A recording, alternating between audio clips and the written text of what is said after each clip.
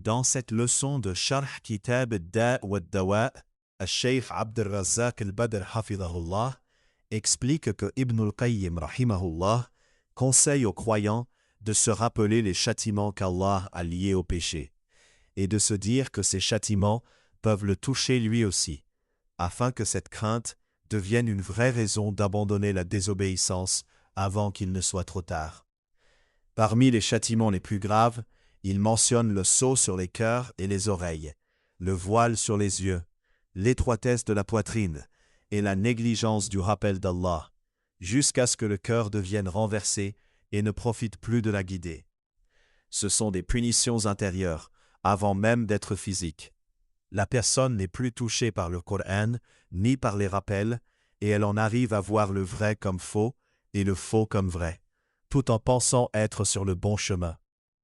Le cheikh explique que les péchés appellent d'autres péchés, qu'ils coupent l'élan vers l'obéissance, et qu'ils volent au cœur la douceur de la foi et de l'intimité avec Allah. Ainsi, le cœur peut devenir sourd à la vérité, aveugle à la guider, et muet pour le bien, même si les yeux voient et les oreilles entendent, car c'est le cœur qui est devenu aveugle. Comme Allah l'a dit, ce ne sont pas les yeux qui s'aveuglent, mais ce sont les cœurs dans les poitrines qui s'aveuglent. Ibn al-Qayyim mentionne aussi un châtiment particulier, que le cœur soit en quelque sorte englouti dans les choses basses et les passions, au point qu'il ne tourne plus qu'autour de ce qui est vil et inutile. Le cheikh applique cela à notre époque avec l'exemple du téléphone. Certains n'ouvrent presque jamais leur téléphone, sauf pour voir des images interdites, des vidéos douteuses et faire défiler des contenus qui tuent progressivement leur cœur. Leur cœur tourne constamment autour de ces saletés, alors que d'autres utilisent ce même téléphone pour le Coran, les cours, les rappels et ce qui les rapproche d'Allah, et leur cœur, lui, tourne autour du bien et des hauteurs. Le cheikh évoque ensuite le châtiment du massacre du cœur. Le cœur est déformé au point de ressembler intérieurement à des cœurs d'animaux dans leur caractère. La dureté, la saleté, la violence, l'avidité. D'abord, cette déformation est cachée, puis ses effets apparaissent sur le visage, dans le regard, dans la façon de parler et d'agir, jusqu'à ce que la personne ressemble vraiment, par ses comportements, à tel ou tel animal dans sa sauvagerie ou sa passion. Ibn al-Qayyim rappelle aussi le fait qu'Allah ruse avec le trompeur, se moque du moqueur et piège le fourbe, c'est-à-dire qu'il le traite à l'opposé de ce qu'il espérait.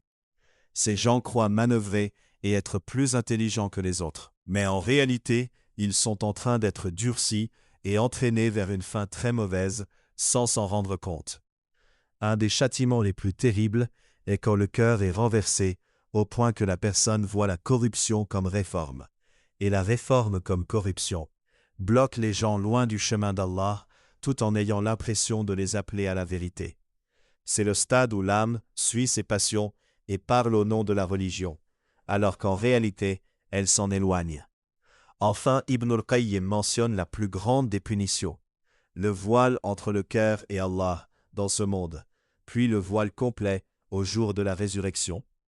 Les péchés privent le serviteur de la douceur de connaître Allah, de l'aimer et de goûter la sérénité dans la prière et le dhikr.